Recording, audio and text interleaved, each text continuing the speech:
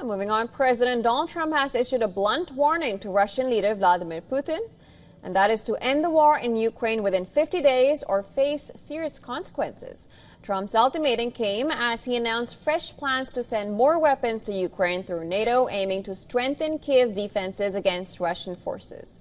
Trump again said he was very, very unhappy with Vladimir Putin, underlining his insistence that his patience had finally run out with the Russian leader's refusal to end the war. During an Oval Office meeting with NATO Secretary General Mark Rutte, Trump said he is going to announce severe tariffs up to 100% against Russia if there is no deal in 50 days. And I'm disappointed in President Putin because I thought we would have had a deal 2 months ago, but it doesn't seem to get there. So based on that, we're going to be doing secondary tariffs if we don't have a deal in 50 days. It's very simple. And they'll be at 100%. And that's the way it is. It can be more simple. It's just the way it is. I hope we don't have to do it. Trump and Rutte also unveiled a deal under which the NATO military alliance would buy billions of dollars of arms from the United States, including Patriot anti-missile batteries, and then send them to Ukraine. We have one country that has 17 Patriots getting ready to be shipped. They're not going to need them for them. So we're going to work a deal where the 17 will go, or a big portion of the 17 will go to the war side.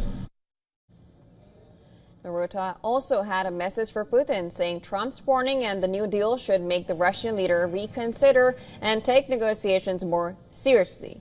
The NATO chief said that several NATO members were among the buyers helping Ukraine.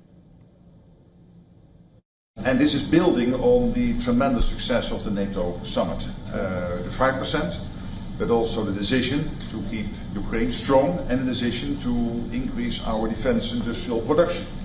So based on that, that was Europe stepping up. This is again Europeans stepping up. So I've been in contact with many countries. I can tell you that at this moment, Germany massively, but also Finland and Denmark and Sweden and Norway, the United Kingdom, the Netherlands, Canada, they all want to be part of this. And this is only the first wave. There will be more.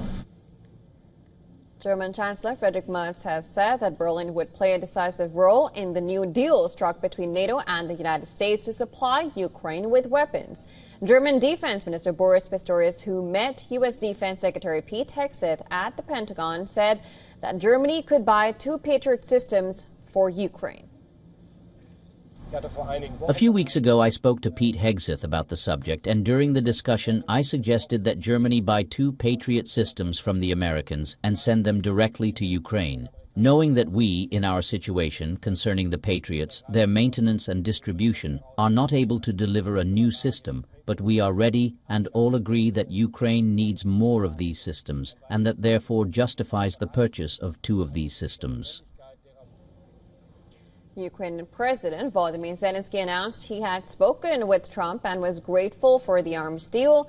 Zelensky expressed gratitude to the U.S. president for his readiness to protect Ukrainian lives. When meeting with General Kellogg, he has begun his visit to Ukraine, and it has been quite substantive. We had a productive discussion. I am grateful to President Trump for his readiness to support the protection of our people's lives. Zelensky also announced a major cabinet reshuffle he said would renew government more than 3 years into Russia's invasion. Economy Minister Yulia Sviridenko will become Prime Minister, Zelensky said, while incumbent Prime Minister Denis Shmyhal is expected to replace Defense Minister Rustem Umerov. Now, the shakeup is the biggest since the war began and comes after months of setbacks for Ukraine on the battlefield and escalating Russian aerial attacks on Ukrainian cities.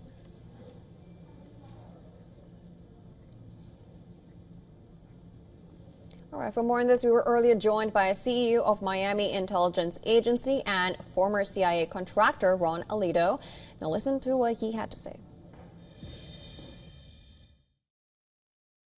For tariff in anyone that makes business with Russia, that buys a Russian oil or do commercial exchanges with Russia, including India, of course, and China. And that obviously is going to create a lot of turbulence, because these countries now, they're going to be coerced by the United States if the bill goes forward and it becomes law by a third party, by the United States, that they are not free to do their decisions. They are not free to do commerce with the countries they want.